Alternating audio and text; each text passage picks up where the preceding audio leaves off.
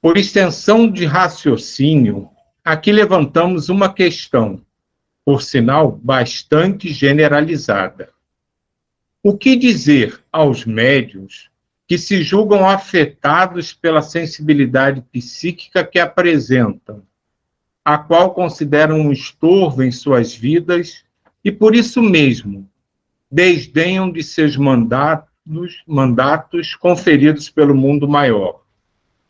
Essa é uma questão realmente muito comum para quem transita ao lado de médiuns, né? Principalmente os ostensivos, não? Aqueles que têm uma mediunidade mais aflorada, né? Que muitas vezes se incomodam, né?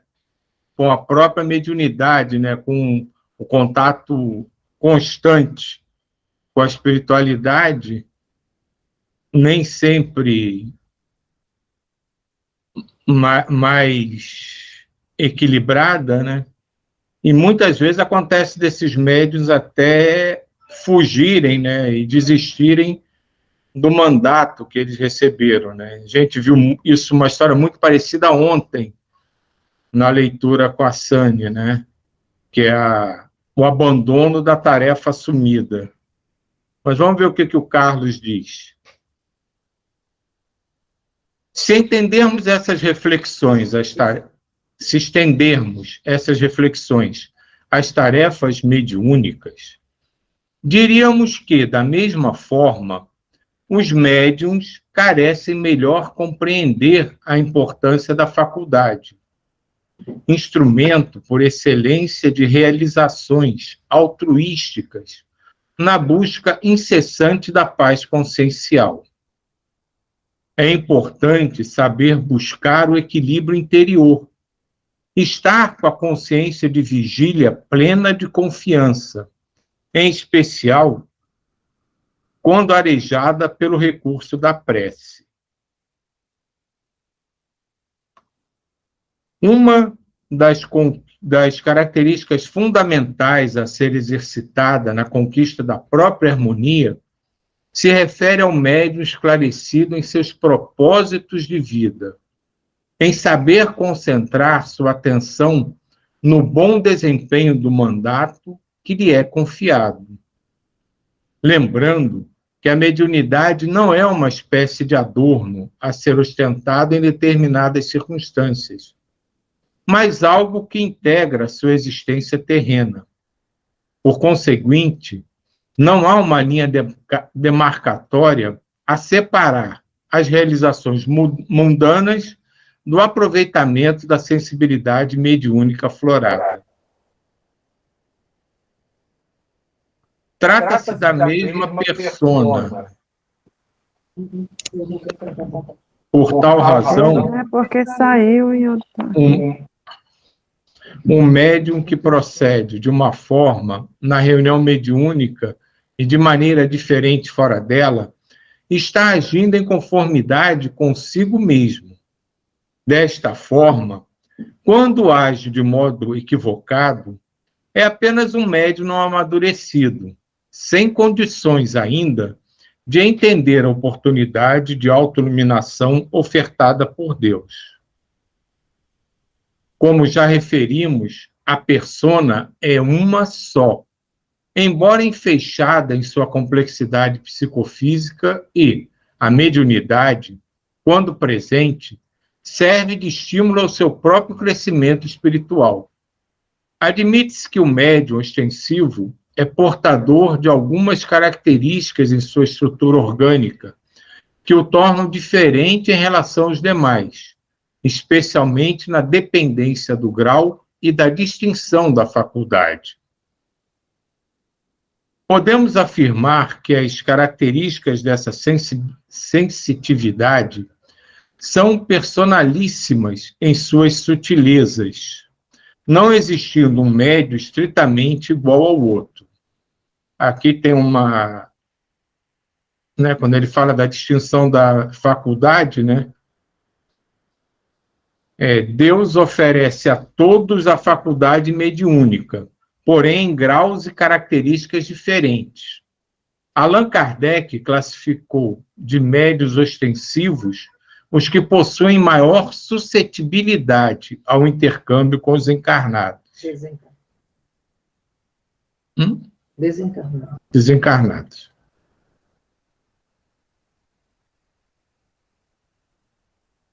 Isso se dá pelo fato de a mediunidade ser uma expansão mental do sujeito.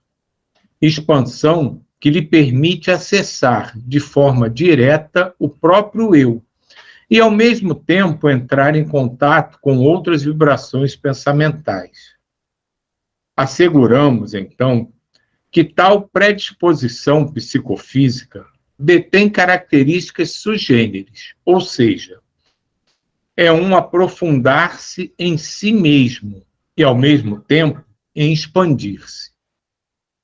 Aquele, pois, em condições de melhor compreender e vivenciar os objetivos maiores da vida, possui as conexões mentais em estágios mais avançados.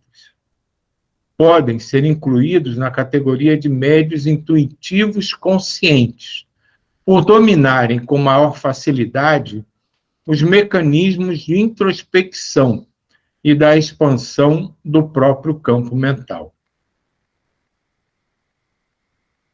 Em nosso estágio evolutivo, expressivo percentual das características mediúnicas decorre do desenvolvimento da percepção mental e dos avanços cognitivos próprios das conquistas evolutivas, a se refletirem no perispírito, o qual se torna mais diáfano e brilhante, à proporção que a criatura se esmera no cultivo dos pensamentos mais enobrecidos.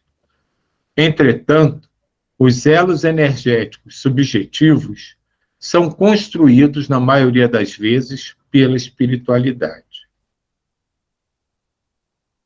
Como se percebe, o médium tem participação ativa na prestação de assistência aos sofredores do caminho, utilizando sua própria faculdade. Em princípio, ele oferece a base estrutural para as conexões arquitetadas por iniciativa da espiritualidade.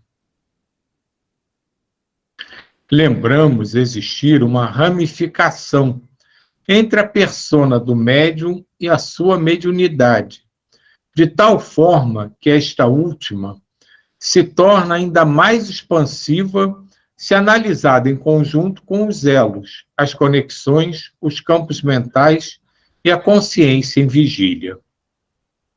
O médium lida constantemente com um fluxo ininterrupto de informações, energias e conexões. Algumas se originam no próprio sujeito, ou seja, na sua própria mente.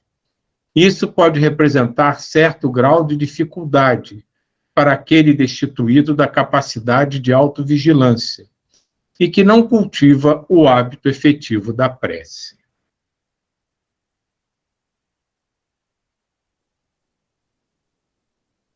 Alguém tem algum comentário?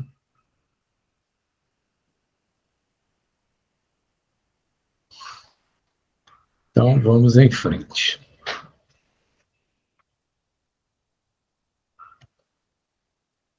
Qual o significado pretendido pelo distinto mentor ao vocábulo persona? Preferimos utilizar o termo persona como objetivo de distinguir a personalidade associada aos seus objetivos de vida. Assim, a persona do médium exerce forte influência em seu autoequilíbrio. Partindo desse pressuposto, pode-se afirmar que a persona é o espírito em ação à vida em curso.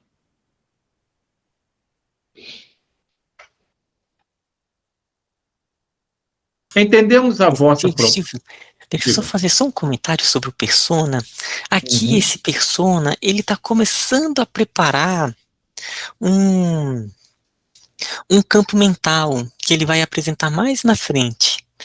Se eu não me engano, até no volume 2, que é o aglomerado. O aglomerado é um campo mental que, na verdade, não é bem um campo mental, né? Ele vai colocar ali que não um campo como é o campo consciência alerta, que armazena informações de tão alta frequência na pessoa.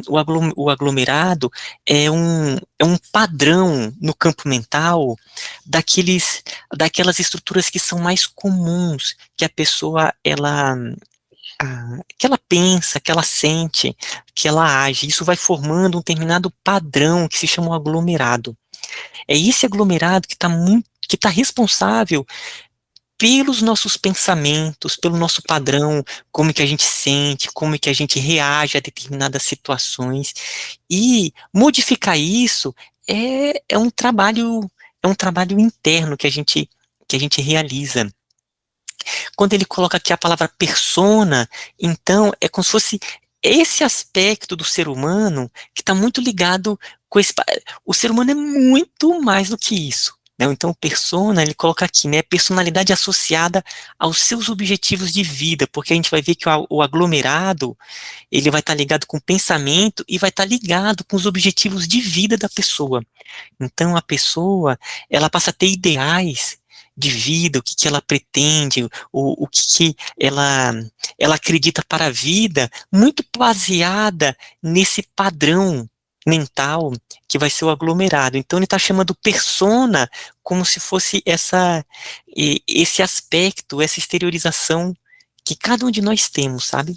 Então era isso que eu queria compartilhar aqui com vocês. Porque ele faz uma diferenciação, né, que persona, né, é muito utilizado como a personalidade atual, né? E, na verdade, ele coloca num um outro patamar, que não é exatamente isso, né? Muito mais, uma coisa muito mais ampla, né?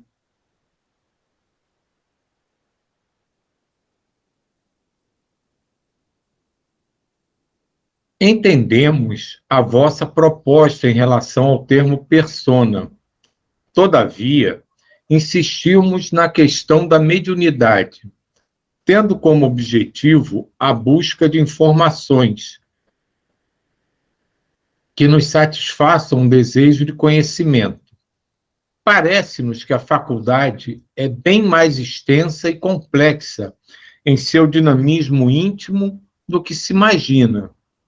Pelo visto, não se trata apenas de um simples canal de comunicação com a dimensão espiritual, mas de uma espécie de convergência em que se concentram forças oriundas do psiquismo individual, emoções viciosas provenientes da memória ancestral, influências captadas dos circunstantes, impressões nem sempre favoráveis das paisagens astrais com as quais sintonizamos, e assimilação dos clichês mentais projetados pelos espíritos com os quais permutamos vibrações. Seriam tais contingências motivos de temeridade por parte dos médiuns receosos e reticentes quanto ao cultivo da faculdade? Aqui eu só vou colocar um ponto, assim, tirando essa última parte, né, que se tudo isso que ele falou pode realmente justificaria, né, alguns médiuns terem medo da sua mediunidade, eu acho fundamental a gente observar a mediunidade sobre esse prisma que o nosso querido Vitor colocou aqui. Muito além de uma simples comunicação com o mundo espiritual. O médium é aquele que serve de instrumento para o intercâmbio entre o mundo espiritual e o mundo encarnado. Só que ela vai muito além, a percepção que ele coloca aqui é fundamental para que se possa até compreender muitas situações pelas quais os médiuns mais ostensivos passam. Ela é um mecanismo em si, quase, digamos, fundamental para o próprio equilíbrio e evolução daquele espírito que está apresentando a mediunidade. Porque permite que ele entre com mais facilidade em contato, como ele diz aqui, com as emoções viciosas, com paisagens desagradáveis com que ele sintoniza, com a assimilação de ondas mentais projetadas por espíritos que permutam desequilíbrios do passado. Então, é uma coisa muito mais ampla do que um simples mecanismo de comunicação, um simples telefone entre os dois mundos. É um mecanismo de importância crucial no próprio desenvolvimento e resgate daquele espírito que tem essa capacidade mais desenvolvida.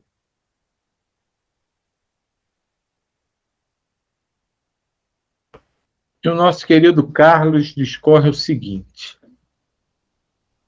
a mediunidade é mecanismo dinâmico de ligação, de transmissão e de recepção. Porém, a faculdade não age por si, não toma decisões. É simplesmente uma predisposição psicofísica. Logo, a mediunidade ostensiva não é culpada em nada do que dela resulta. Muito embora a quem pense o contrário e desista de oferecer-se ao serviço edificante de sua prática, por receio infundado das consequências.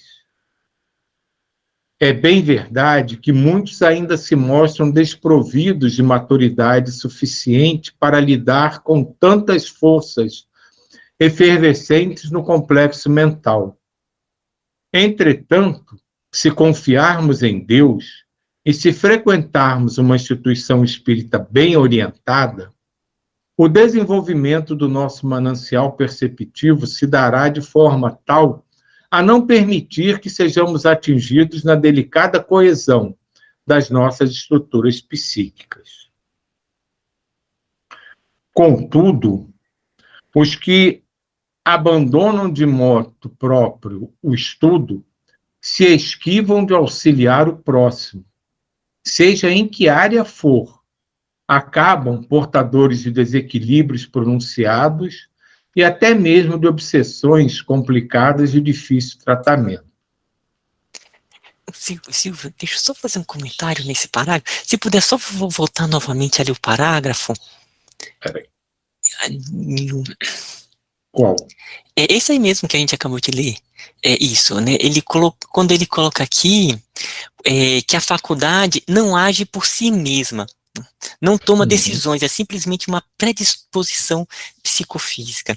Isso aqui é um ponto bem importante a gente refletir, porque as características mediúnicas que todos nós temos, elas vêm como uma predisposição, né, psicofísica, né, tem uns que gostam até de usar, como o Hernani Guimarães Andrade, a psicobiofísica, que é o nome que eles colocam, é algo que a pessoa já nasce com essas predisposições. No livro Missionários da Luz, tem uma parte interessante, que é um livro que é muito bonito, porque o André Luiz, ele vai contar um processo ligado à reencarnação, como a reencarnação há um estudo muito profundo do organismo, como que é a textura energética dos corpos energéticos, do corpo, como é que vai ser, é tudo muito bem estruturado. E aí havia uma determinada pessoa que eles estavam muito preocupados como é que seria a estrutura do cérebro, porque ele ia desempenhar um papel que ia trabalhar muito com aspectos intelectuais. Então eles estavam ali muito atentos como é que ia ser toda essa tessitura, como é que ia ser as predisposições. Então, o que acontece? Aquela pessoa, por exemplo, ela vai ter uma predisposição, né, de um ponto de vista mental, intelectual, campos abertos com talvez experiências do passado, de forma que ela vai aprender, por exemplo, mais facilmente, ela vai ter uma velocidade mental que pode ser né, que pode ser maior do que a média, porque ela já veio. Eita, meu cachorro aqui, bem aqui, não sei se vocês escutaram. Ele já veio com essas predisposições que o mundo maior acaba oferecendo como uma predisposição, não é uma imposição, é a predisposição. Porém, quando a pessoa ela reencarna, aí vem o bom uso que ela vai fazer dessa predisposição. É diferente a predisposição e como que isso vai ser utilizado. Então, ele pode acabar usando essa inteligência para outros fins que não era a programação inicial. Ele usa todo aquele raciocínio, a velocidade, para fins que não são bons.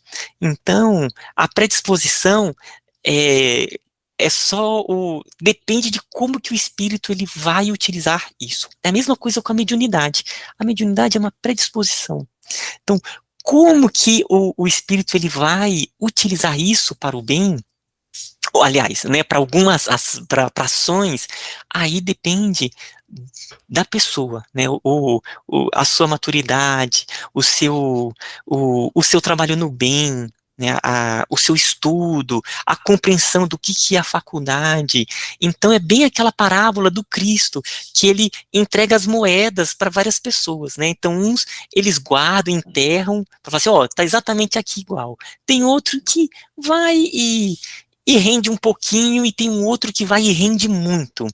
Ou seja, são as predisposições. Agora, o bom uso, aí vem de cada um, né? Então, a mediunidade é isso, é de se conscientizar e procurar utilizar o melhor possível e fazer render muito, né? Para, no retorno, ele chegar ali com a consciência tranquila, né? Como Paulo fala, né? Daquele bom, como é que ele fala? Do bom guerreiro, né? Assim, ó, não, eu combati o bom combate, né? Eu combati o bom combate. Eu estive no bom combate. Então é isso que eu queria compartilhar. E aqui ele fala especificamente, né, ele coloca um ponto, né, que é a mediunidade. Mas isso a gente pode facilmente extrapolar para o nosso dia a dia. Porque aqui ele está falando do médium que às vezes coloca os seus reveses por conta da mediunidade. Mas se a gente tirar a mediunidade de cena, quantas vezes a gente vê pessoas que colocam a culpa dos seus reveses no ambiente, nos amigos, no que aconteceu, na chuva, no sol?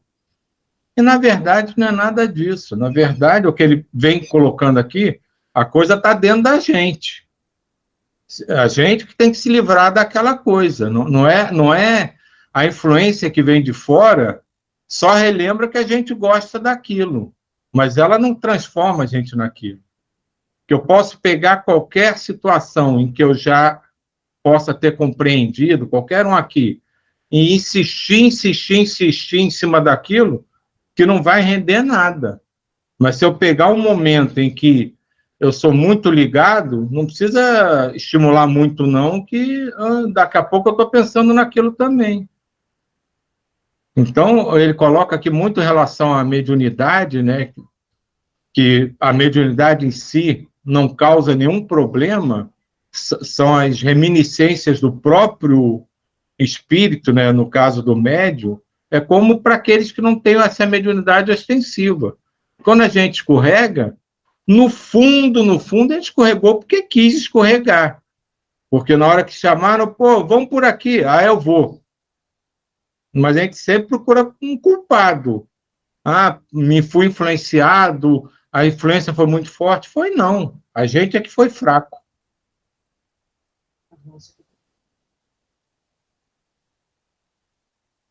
Diga, Glaucio. Fala, Glaucinha. Oi.